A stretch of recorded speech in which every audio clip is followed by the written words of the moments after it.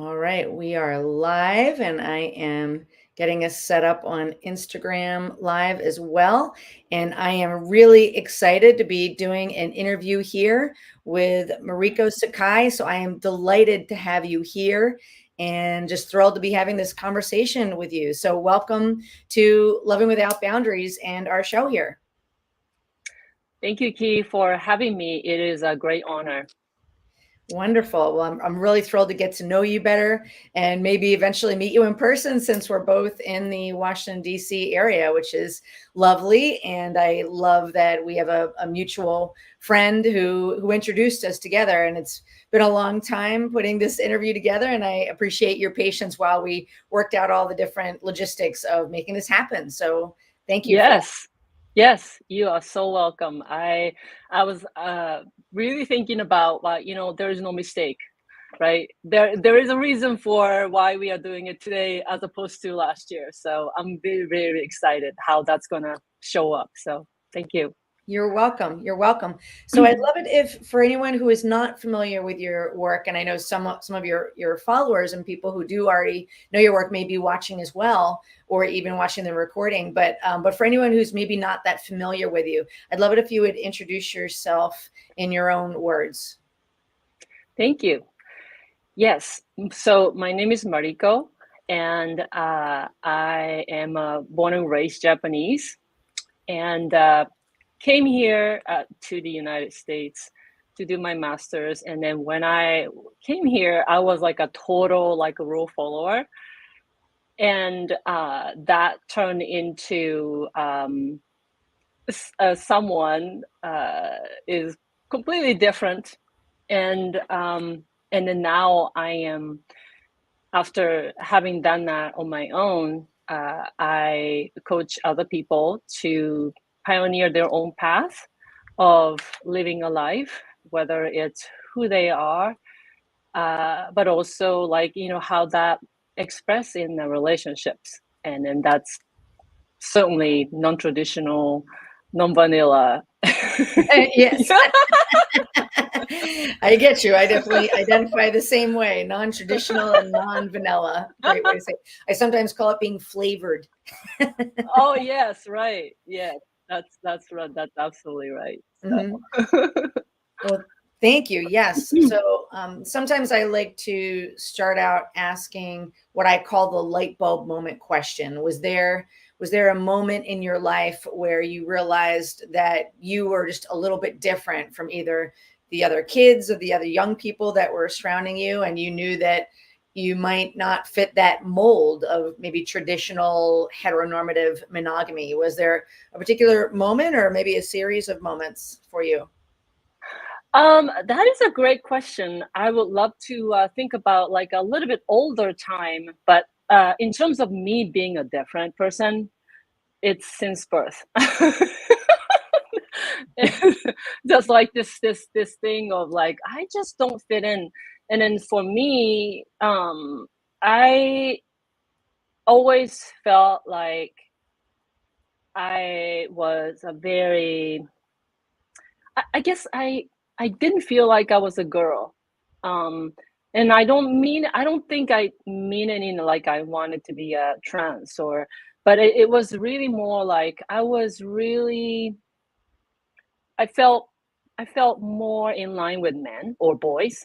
Mm-hmm. And I was playing with the boys and then so and girls too. But I always had this thing about, ooh, I'm a girl, I don't know if that will resonate, but that was since birth. And then in terms of I'm different from a relationship standpoint, I have to say it actually came really later, after I got divorced. And I would say maybe I was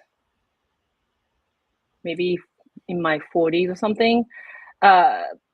It kind of came out as me noticing, wow, like I was saying, I was a rule follower and I just really didn't think of anything else.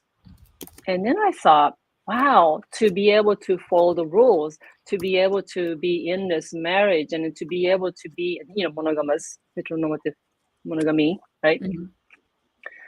I suppressed so much of myself. And then it was not just the relationship things, but in terms of like to keep the marriage going, I needed to suppress this part. I needed to, hide this part, or I needed to dissociate this part of me.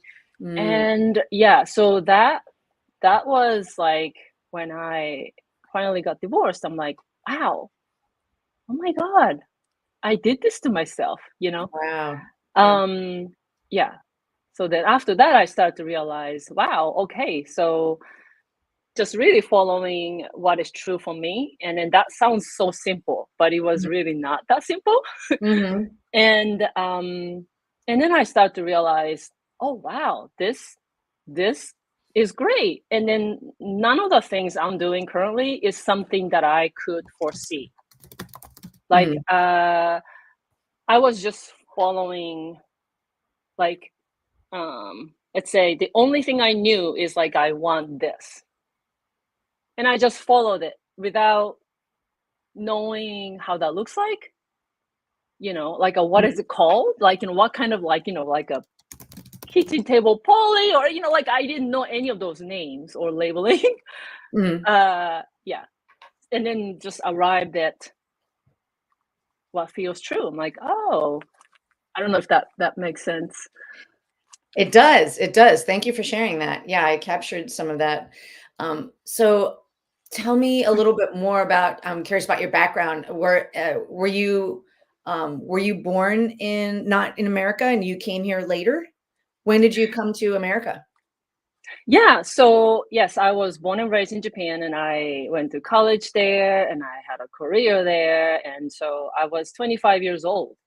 Oh. Mhm. Yeah, and then actually that's one of the things, like I never thought myself like, wow, I'm a first generation immigrant. Wow, I never thought that I would be that. Like I thought that I was a foreign student, Yes, getting yes. getting a master's degree in another country. And then like now I'm finding myself, I'm a first gen immigrant. So that's, yeah. Yeah. So that's one of the things, I suppose. But yeah. Mhm. Yeah, thank you. And then I'm curious, how around what time did you get married and how long were you married? I got married to someone that I met in the US after I finished my master's. Mhm. I was 30 years old, and yeah. And again, the I was very, very vanilla. I was Uh-huh.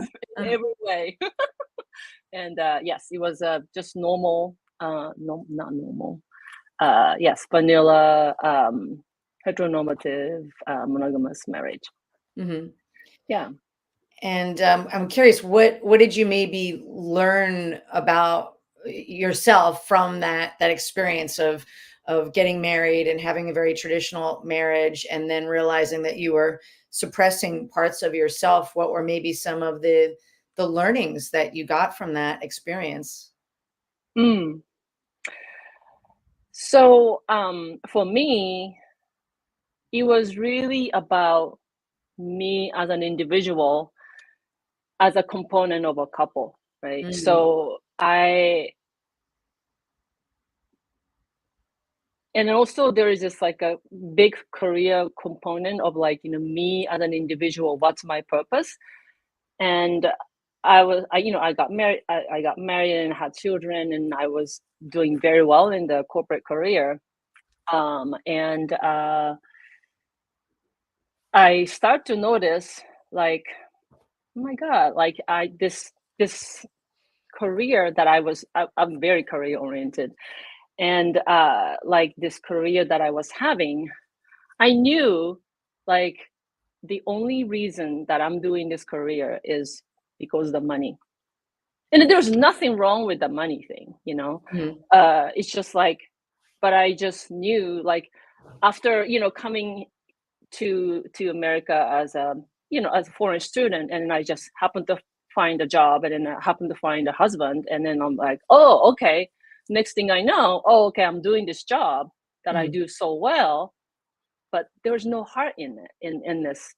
job. And then so I'm like, wow, it makes sense for me, financial reasons. Like, this is what I have done, and this is what I studied, and this blah blah blah. But like, this isn't really, what I feel like I'm supposed to be doing. Like, this is not my calling.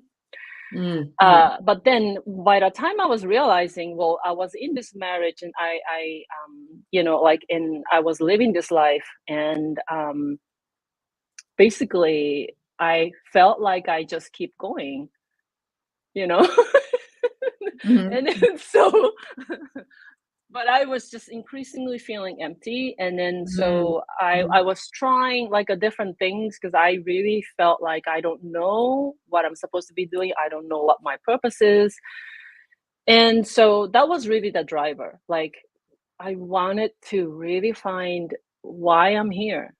Mm-hmm. And I wanted to spend majority of my time doing the thing that really mattered to me, but I had no clue as to what that was. Mm-hmm. Yeah, it was a really, really Yeah. a hard time in my life. And so and I think that for me, the marriage, so I was married for about 20 years. The marriage was something that is like a ribbon at the top of like a this box that I was fitting in, like this perfect life of like a good career, the having a family, and married, successful person box. And then the marriage was the ribbon on top. Mm-hmm. So when we got divorced, this the process started. It was something that I never wanted to do. Like, I just always had this story about, oh, divorce is terrible, it's a failure, hurt the children, blah blah blah, all this story, Mm-hmm. right? So to undo that, and then of course, just like any things that happen in life, it was happening. The divorce was happening because it was inevitable. It really had this feeling of inevitability when it was happening. It was not because I want to get a divorce. It was because I was so afraid of it. I was not doing it, but it was happening. So I'm like, oh my God, it's happening. But when it happened, or as it was happening, I started to realize, oh my God, like the ribbon was, Mm-hmm. um, was not tying it at the top anymore. So I'm like, oh,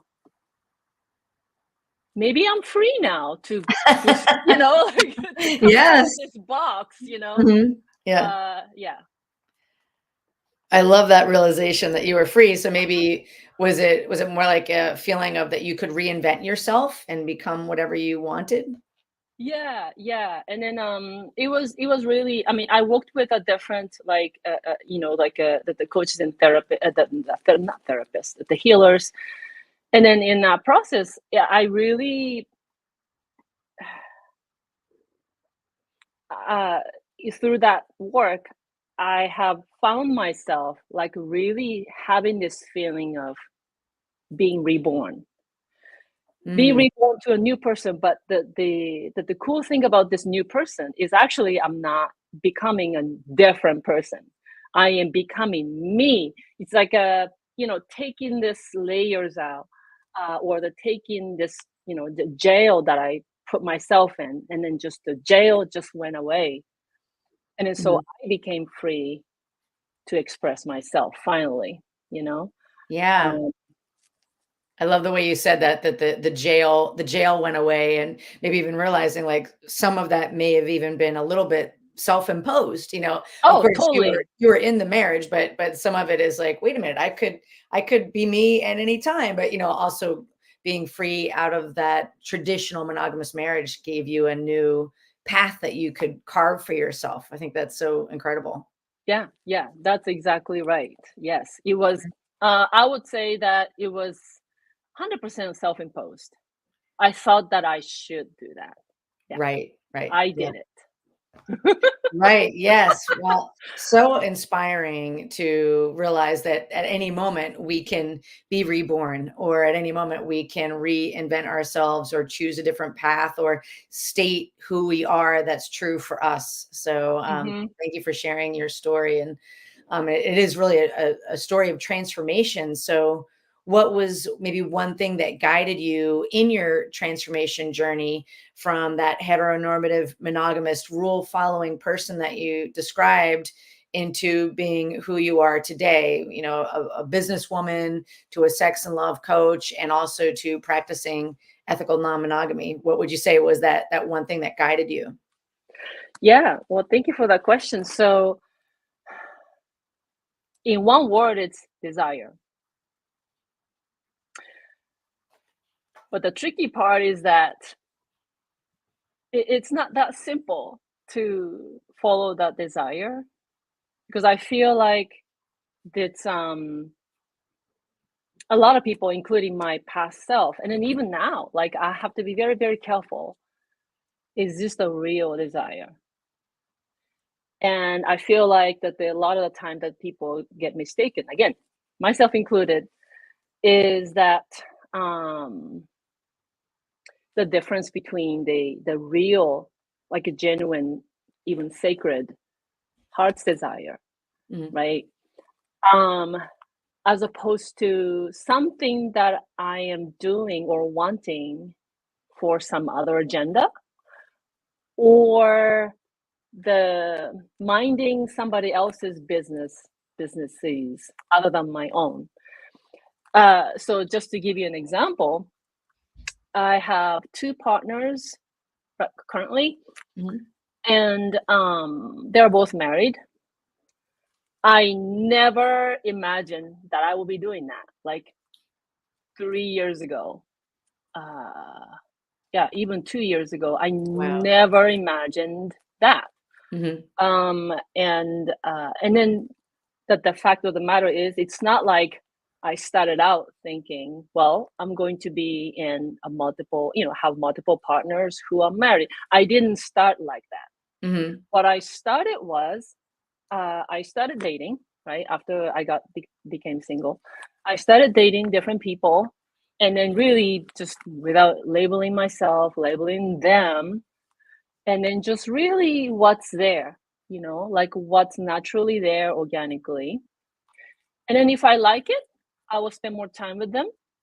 I get to know them better, and then they get to know me better. And really, simply put, when I'm looking for people that I want to be a partner or friends, it's really about, I want to feel seen Mhm. in their presence, Mhm. seen, heard, understood, valued. Mhm. So that was my desire. So when I followed that desire, those people came to my life, and I'm in the partnership with them.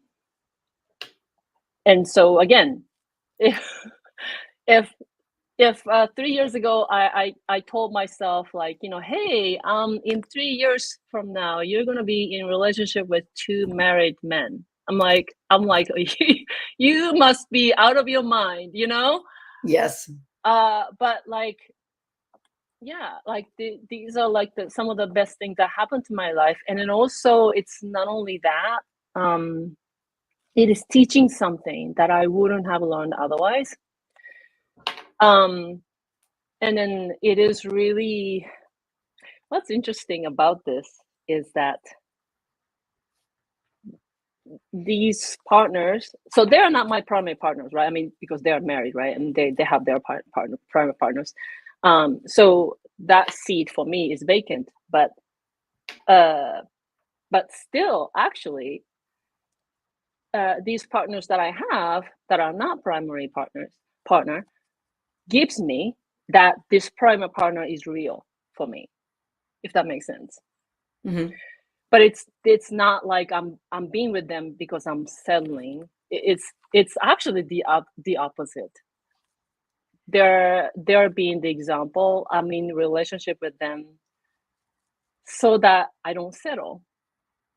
Um, and it's hard to explain, but it doesn't really matter. They are my partners, and then even though they're not primary, and they are extremely important part of my life. Mhm. I love that. Yeah, I So mean, yeah, the way I'm hearing you is that you rewrote the script about what relationships look like for you, what living your most authentic life looks like for you, and maybe raised your standards in ways that surprised even you because you were such a role follower in the past. Does that resonate with you? yes. And then so yes, so to answer your question, it was that desire, but I needed to make sure that I'm following a correct desire, right? So if I had that this according to my definition, incorrect desire. Like, for example, I would only want a primary partner, who I would like to marry. And then, so he has to be single, like he has to be 6 foot tall, like all these things, right? Yes. Uh, Mhm. so I had to have a correct desires to come to it. Like, so to me, yes, that was, yes, desire. But yeah, to have a correct desire is I guess it's a way to experience magic, like Ooh, something I was not foreseeing. Yeah, mhm. yeah. I love that. And yeah, and so my E&M journey got deepened after I got trained to be a dominatrix as well, Mm. which was another thing. Again, if you ask me, like, even when I was taking this sex and love coaching certification, I had no idea about. I did not know anything about kink or like a, like a DS relationship, Mhm. and I didn't know what a dominatrix is Mhm. really. I mean, Mhm. I've heard of them, but like, I really never thought that, and in me, no, like no. Like yeah. So that's another thing. It's like it's not like oh, I want to be a dominatrix. I'm curious. No. That's not what happened.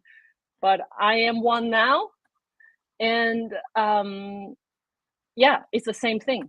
I followed a desire, Yeah. and I didn't question my desire. That's another thing. Like no matter how like crazy it may sound, Mhm. over time of doing, in this after I was reborn, it was really important to me that I don't judge my own desires. It's just like I want something, I do it. Like it doesn't really matter if it looks crazy or like. Right. And I remember like in about 1918, I had this like very detailed astrological and tarot reading done. And then this reader told me, you'll be doing something like, like, you're going to be doing, like, oh, I'm doing this because I want to. And then like sometimes you may be doing something like, oh my God, I'm doing this. And then like I was listening to it, and then like that was like at the very beginning of my transformation, and I was like, okay, wow, that's interesting, like, but that's exactly what I'm doing. And so I was like, wow, I am doing these things like, oh my God, what am I doing? Yeah, but I'm doing it, yay, Yes. Yeah. I love what you said there just about that sense of freedom and elation of if I want to do something, I just do it. I mean, to me, that just exemplifies that reinventing yourself, following your desires, like you said, and freeing yourself from that prison that you mentioned, the jail earlier. So, and just stepping into this whole new life with what sounds like trusting yourself, a bit of wild abandon, and again, just chasing your desires. It's really inspiring to see you stepping into living your most authentic life. I'd love to ask what were some of the most unexpected things that you learned through embodying that dominatrix experience and owning your inner dom? Thank you for that question. So Okay, so one of the things I learned is so I would say this first one, I would like to share two things. The Sure. first one is that this learning about this non-vanilla kinky world. And then actually a lot of the things that people do in the polyamory, the E&M space is actually considered also kink. And so through learning what turns people on, and then notice that, wow, that does not turn me on, but this turns them on, and vice versa, right? When I learned about what turns people on and how different that is from person to person, I really truly learned the sense of like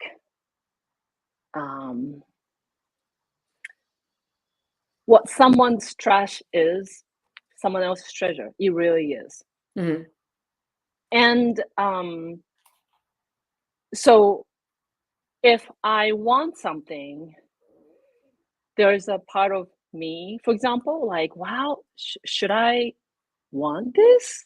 Like, there's a part of me like, okay, so I want this, maybe 80% of this, but not this 20% of this, like if I'm being very, really honest. Mm-hmm. But the people who like this, usually just loving the whole thing. And then like, don't complain about this 20%, like it's like, that is totally okay. It's like, it's really about asking myself, and I when I work with people, asking them, what do you really want? Mm-hmm. It's truly coming out of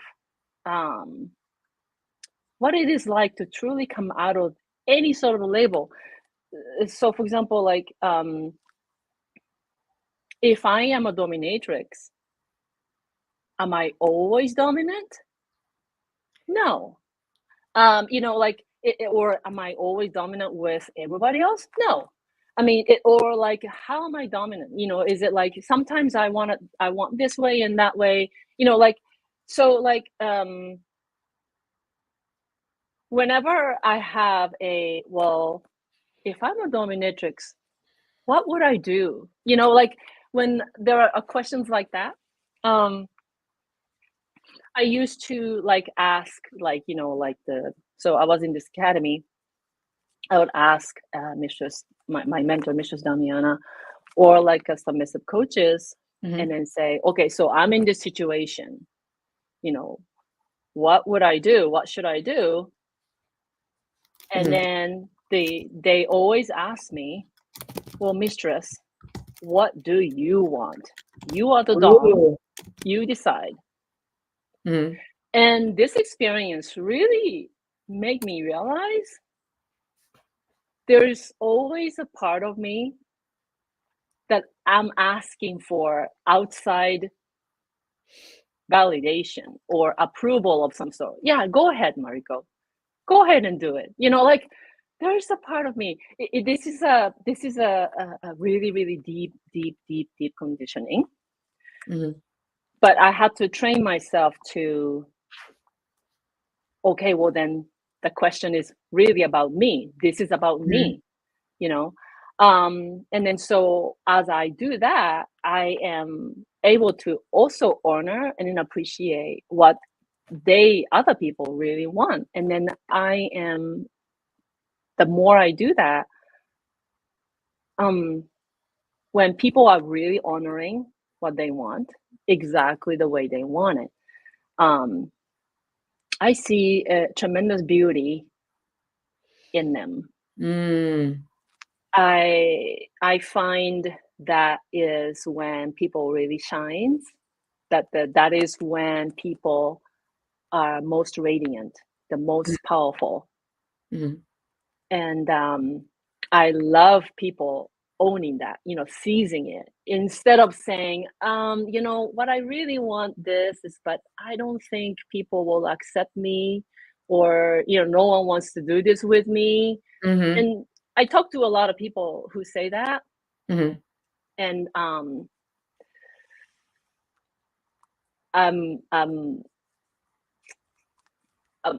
without telling them what to do, Right. what I'm really trying to guide them is like, oh my God, that is the path to beauty. That is the path to, you know, the people's highest potential.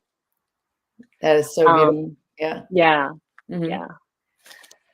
And then so that's the first one. Um, oh, and I actually wanna say something in addition to that. So I went to I was in Iceland, the Reykjavik, Mm. last fall, and I went to this a museum called the Penis Museum. Have you ever been? Not to the one in Reykjavik. I've been to a sex museum in Amsterdam, though, that had a big penis sculpture. Oh, But okay, I haven't been to the okay. one in Reykjavik. Got I've it, been got to it, Reykjavik, but not that museum.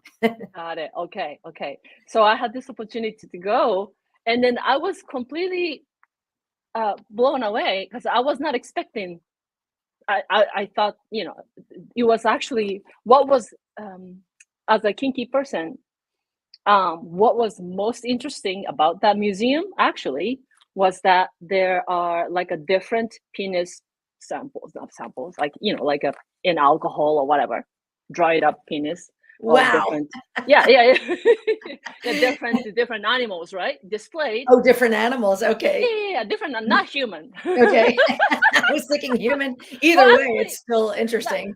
yeah, yeah. Human penis was also displayed, like maybe a couple, but like the idea is like a different animal, different species, different, Wow. I need creatures. to go to Yeah, this yeah, museum. It sounds yeah, fascinating. yeah, yeah. But what was most interesting to me as a kinky person is that each of these animal or the creatures have, like, like the drawing of the animal, right?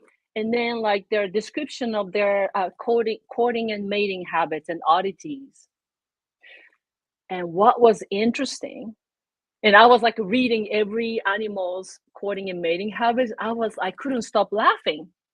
I mean, laughing meaning like, let's just with enjoyment, that everything I read about this very interesting, odd things, or like unique to the species or the kind of the animal or the creature, Mhm. people do this. Different group of people love it and then do it. And another thing that was interesting was that for the same species, let's say dolphin or seals, right? And then there are different kinds of dolphins or different kinds of seals, different kinds of dolphins have a completely different kind of mating and courting habits than other kinds of the same species. Mhm. So I thought that, wow, so this exists in animal kingdom, including ourselves. And I couldn't help noticing that how much energy do we use as a human comparing what we truly want, to what other people may want and what other people may be doing. Like, Mhm. a lot of the energy I think is wasted by comparing, who we are and what we want Mhm. versus what other people are and then what they want. And then so when we focus our energy, and again, when I say following our desires, I'm talking about definitely not doing anything, causing harm to other people or properties of other people, right? Mhm. But I'm talking about just really what turns you on. It's so different from person to person, and then that's normal. Yes. That's normal. I think that's probably resonating with a lot of people who are watching and listening because in that space they can feel deep acceptance that I'm not crazy. There's nothing wrong with me. Whatever I desire is okay and normal, especially coming from somebody who is a sex and love coach and a dominatrix, because you've seen a lot. So Yes. a question came in that I'd love to ask. So the question is it your experience that truly highly evolved people tend to trend towards these varied lifestyles? Because to go there, it seems one must let go of societal opinionated limitations. Yes, I would agree with that. Hmm. Absolutely. Yeah. I would say that the person has to be very conscious and awake, very self-aware. Hmm. Yeah. Hmm. And I would also say that the person has to be, I don't know whether or not they recognize this or not as such, but I believe that they have a strong connection with their spirit. Like they have this sense of being led by Hmm. something much bigger than themselves. Hmm. And so they are compelled to follow it, Yeah. I And love then that. Yeah, so, maybe yeah. following their inner guide, their inner compass Hmm. in a way. Hmm. Yeah, yeah. Yeah. And then this conditioning is so strong so that's why I feel like, I mean, like myself, like I've been living my life asleep for a long time, right? Hmm. But when I finally wake up, right, I start to notice, like, yeah, there is this voice inside, this knowing, and then this, being called, this sense of being called, and then just Hmm. connection Hmm. was always there. It's just like I've been trying not to pay attention because that Yes. wasn't that wasn't but yeah, absolutely, I would say that. Yeah. Hmm. Thank you for that insight.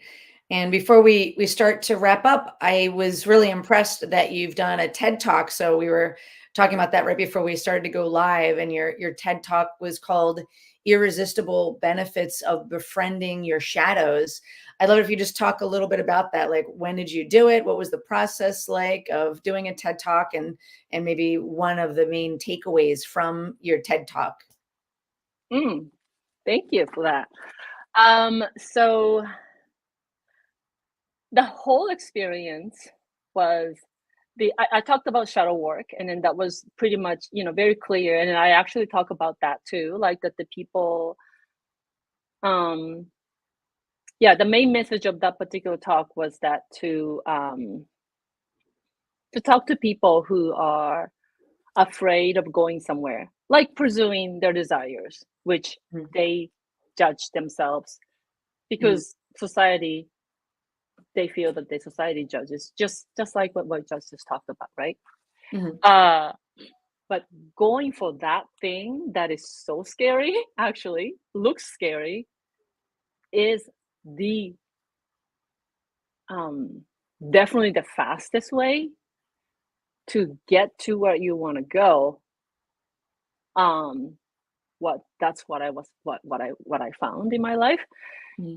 And then so because it looks scary or something that you feel shame or whatever, people don't go there, which I find it to be a shame, like that people don't go to these places because they are so afraid that they feel shameful, but actually the answer, what they're looking for over here, is actually here.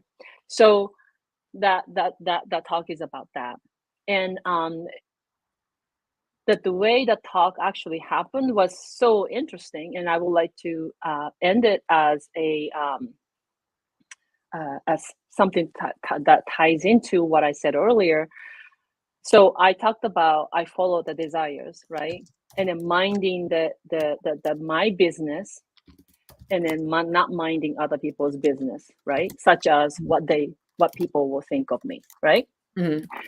So one of the business that is not my business to be minding is the God's business, or the universe's business, whatever you call.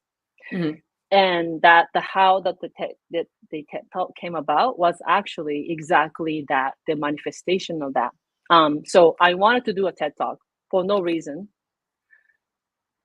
And the logical thing to do is that I will find out how to land a TED Talk. And I even consider a coaching program to how to land the Mhm. TED Talk. Mhm. And at the same time, I was actually looking into the dominatrix training. Mhm. So, and then I have a way to get a guidance from a non-human intelligence. And then this is one of the things that I teach my clients. But according to that guidance, so I asked them, like, it's about the same price to do either of this training. And the logical thing seems to be that since I want to land a TEDx talk and I didn't even know what I'm going to be speaking, I thought that I should be taking this TEDx talk training. But they told me, I mean, that this guidance told me that no, take this dominatrix training instead. I'm like, really? Okay, well, so this is just one of the series of questions and decision making that took me there.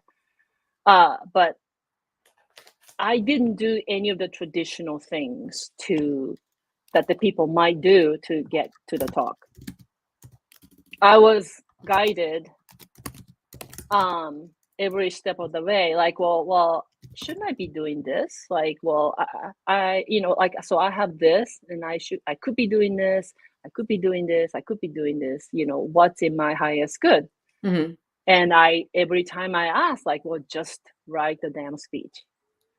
Well, but no one's inviting me. And like, like, so I Yes. was like, yeah, so it was really, really, but yeah, like I was literally invited like a month before. Wow. Yeah, I was like, and then I kept getting a guidance, like, well, you're going to be speaking by the end of the year. And I'm like, okay, it's October. Yes. Like, yeah, so seriously. So this was really another experience of like what it means to really follow the desires, and then you're not going to be doing anything logical, like anything my mind or your mind can think of that Mhm. is logical. Mhm. But yeah, Mhm. so that was, so in that sense, doubly, that experience was really magical. Wow, it sounds like it. Yeah, and it sounds like you almost in some ways manifested it. That's really super inspiring and interesting to know that you have that ability to tap into that guidance as well and to trust it, and then it really did happen. That's incredible. Yeah, yeah, Mhm. thank you. Yeah. Yep, the trust is another thing. Yeah, yeah, it Mhm. goes hand in hand with the desire thing. Yeah, Wow. so Well, thank this you. conversation's been really, really beautiful and amazing and even magical, I would say. Is there anything that you would like any question that I didn't ask or any kind of final message that you would like to share with our listeners and those watching before we wrap Oh, up? thank you. So I would like to add a second thing I learned as a dom that Oh, was sure. unexpected. Yes. Mhm. So I got to experience this additional new way that I did not know about, or I didn't personally get to experience until then, to love people and then be loved by people. And specifically, how that looks like is as a woman of like, like I was very masculine woman, like, trying to be successful in the very male dominated industries. And uh, so to just kind of leave that behind, but also then what does it mean for me as a woman to be not just loved, like in a romantic sense by partner, but like to be worshipped, adored, Mhm. Mhm. revered. Like I did not know what that means, Mhm. or I never experienced that as just a regular woman. But that training really taught me that, and then how that looks like, and then how beautiful that is, and transformative and then healing it is, not just for women but also men. especially when it comes from a man worshiping me, revering me, cherishing me, adoring me. Especially the word worship is something that like I used to like worship me, like I don't feel comfortable with that, like I used to be that person, right? Mhm. But when I really own that through my training, Mhm. and I'm embodying that relationship um with the person who wants to worship truly, right? Mhm. um I get the sense that this is one of the many ways that the human love each other, Mhm. that we used to do this. It's intrinsic, but we don't do it often. Mhm. But because I'm embodying it right now, which I didn't get to do until I understand and own my Dom archetype inside of me, now I understand this is a, one of the most beautiful way of being human, being a woman, and being loved. Mhm. Yeah. So Mhm. that was another thing I really wanted to share, that Yeah. um it's it's um it it's actually really fun to people asking me, because I did the same thing, people asking me about, oh, if you're a dominatrix, I thought that you're going to be like a mean and scary and cruel and all that. Yeah, sure, yeah, I can be that. Mhm. But there is this other part that I don't think people talk about or know about. Mhm. Thank you. I Yeah, wanted to that share was that. really insightful. Just that added piece that I'm sure there's for most people, there's a kernel of that we want to be adored and worshiped, but maybe we don't even want to utter that on our lips because we're afraid that we'll get disappointed or the fear of Mm. rejection. So Oh I yeah. love you just realizing like, hey, it feels great to feel adored and worshiped and appreciated and valued and seen and heard, like you said earlier, and valued. So by speaking it, you're helping give everybody else the permission to want that as well. Yeah. Yes, absolutely. Yep. Mhm. Yeah. Well, I've really, really enjoyed the discussion. Where can people find you and your work in case they want to learn more about you? Oh, thank you for that question. So I can be reached at well, you can read more about me about at my website, www.mistressmariko.com. And you can also follow me on Instagram. But people are welcome to email me directly as well, at Mariko at mistressmariko.com. I love it. I love it.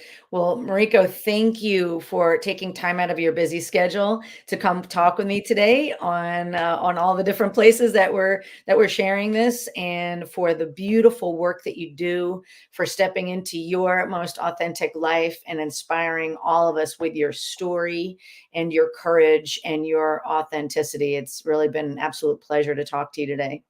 Oh, thank you so much, Kitty.